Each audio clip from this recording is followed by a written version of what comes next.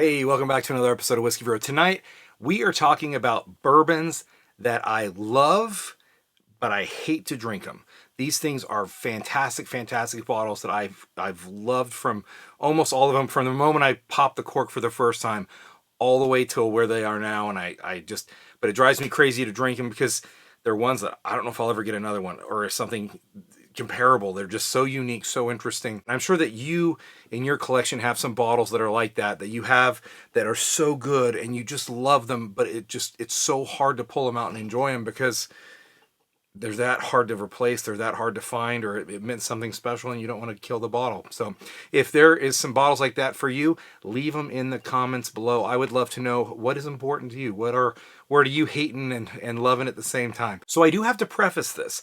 Because of the channel, because of the support of y'all, because of the support of the Patreon community of Whiskey Row, you have done so much to help me get so many of these bottles. So I understand and I fully appreciate, and hopefully you do as well, that I'm in a bit of a unique situation. People want to support the channel, they want me to review stuff, they want to help, and here in Virginia, this would not be possible without all of your help. Now, one of the things that really kind of plays into this is, like I said, because of this channel, I've discovered there are certain bottles that I actually can get more easily than I thought. When I first got the bottle the first time, it was one of those that I'm never going to kill this bottle. I'm just going to slow sip this thing for eternity because it's never going to come again.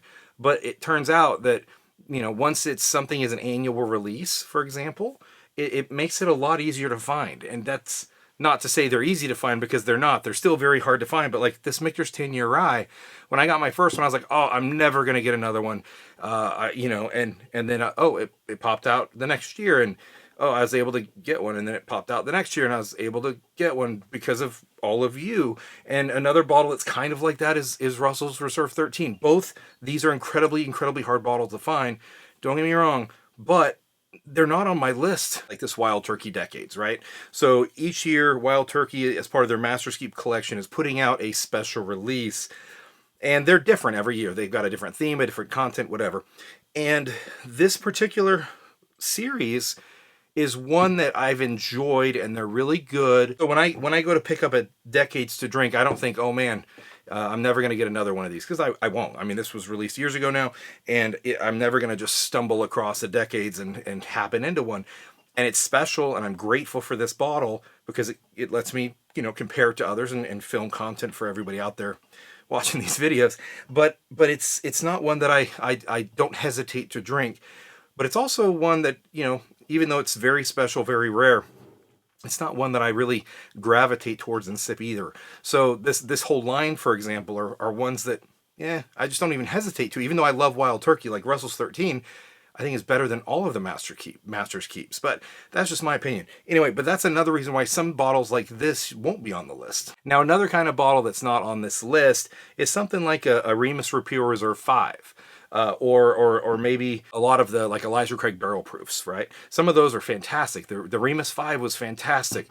The Maker's Mark FAEO2 from 2001 or 2021 was fantastic. But I don't hesitate to kill those. I do drink them lightly, but I don't think about I don't hate drinking them because I know that the next year something's going to come out and it's going to probably be pretty close to as good. Granted, the Remus 6 was a letdown, but when they release Remus 7 next year, it'll probably be a step up from the Remus 6, hopefully. The Elijah Craig A122, which Jamie and I both really, really liked, we'll kill that bottle off. And next year when the A comes out, hopefully it will have some of those same notes, some of those same enjoyment. It'll bring that same kind of an enjoyment to us. But for that reason, these kind of bottles aren't on that list either. Now, it's really funny because there are certain bottles which, I showed you the Russell's 13 and the Michter's 10-year rye, for example, are just an example of bottles that were surprisingly not as impossible to find replacements of as I thought. But then there's others that I would have thought would have been a little easier to replace, and I just can't find them. I can't find replacements anywhere. So this is a Stag 16. I had a Stag 17. I ended up giving it away in I think a charity live stream that we did, or that we supported. And when we gave that away, I was like, oh, it's a 17. I'm sure I'll get an 18, or when they switched over to Stag, not Stag Junior, and I haven't been able to get one. I haven't been able to get a replacement for the 17. So this has been a surprisingly hard one to find, and that's just another thing in this, you know, the how it works in the bourbon world. Here's my list, and I like this list. And the first bottle I want to show you is a Buffalo Trace store pick. Nothing super special. It's 90 proof. This came from Largo, down in Savannah. Largo Liquors, Largo Spirits, I think is what it's called. It's literally the best Buffalo Trace that I've ever had, and it is.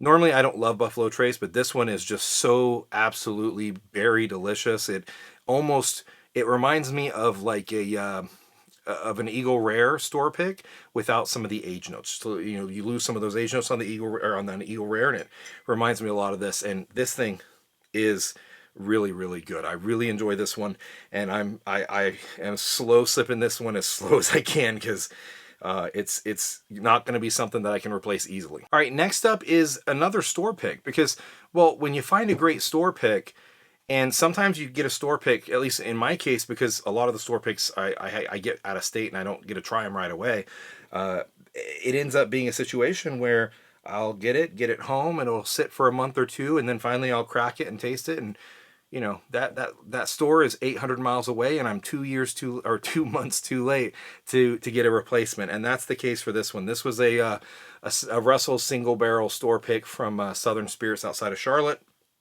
Just happened in there, picked one up.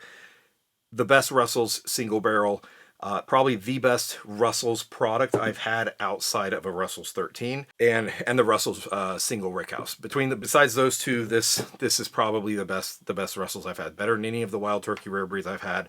It is absolutely a fruity, delicious caramel vanilla cream monster. It's fantastic.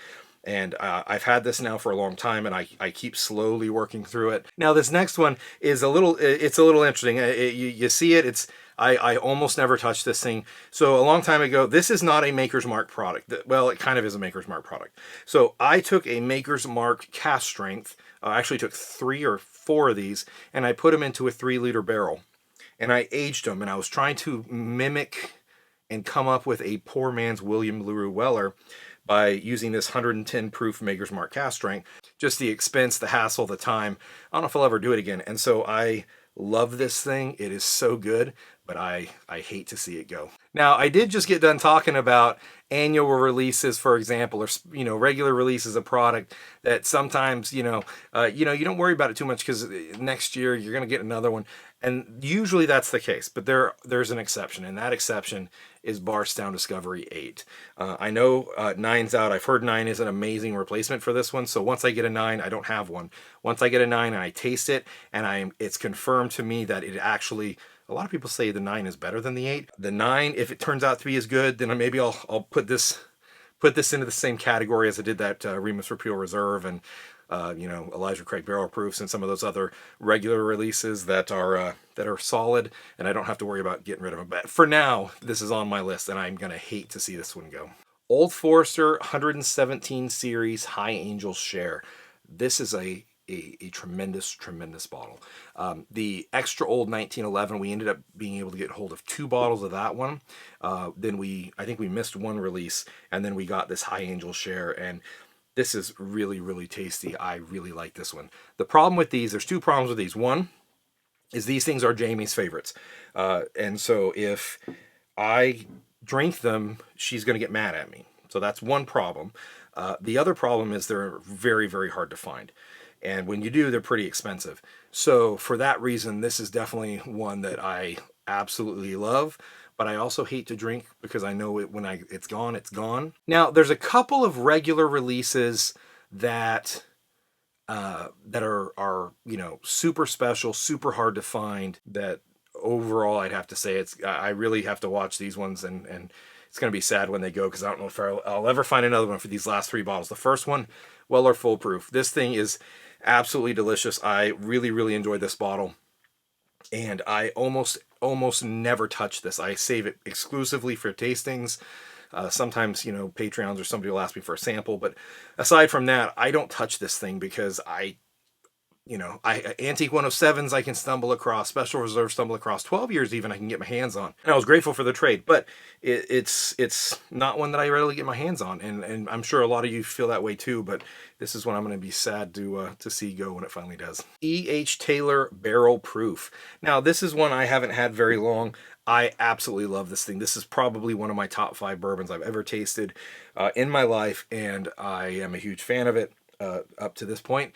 And this is one that it took a very, very long time to get, and I hope someday to get another one. I'm working on it. I'm always working on certain trades, but this is one of them, and this is one that I enjoy so much that I absolutely hate drinking it though at this point, because I know I'm almost to halfway, and once that last half of some of these special bottles just goes so quickly.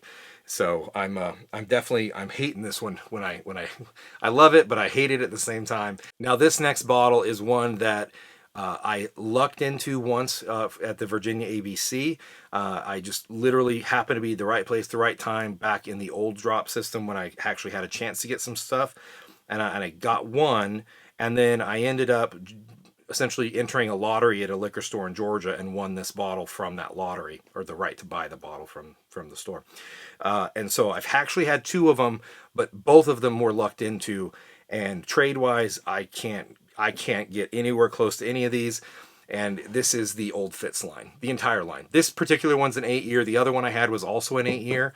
I know the 19 years, 17 years, the other years, the 11 years, from, you know, every year they put out 2 new releases, and they are impossible to get a hold of.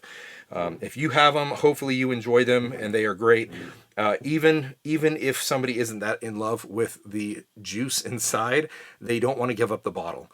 And so the combination of the beauty of the bottle and the difficulty in getting these things in general, it's one of those that I really enjoy them, but I hate drinking them, knowing that it's going to be such a beast and a bear to try to ever get a hold of another one. All right, this was a really, really hard video for me to shoot. I love these bottles. These things are so delicious to me, but they're so hard to get replacements for, or impossible to get replacements for in many cases, that, and I hate drinking them. It's really hard to bring myself to drink them. And I'm sure that you have some bottles, like I talked about earlier. If you have some bottles that fall into this category, that you absolutely love them, but you also hate them at the same time because you won't be able to ever get a replacement of them, please leave a comment below. Let me know what your bottles are. Thank you so much to Daniel in Ohio for this video idea. If you ended up enjoying this video, please smash that like button, subscribe to the channel, check out Jamie and I together over on Beyond the Row. And until next time, find a bottle you love.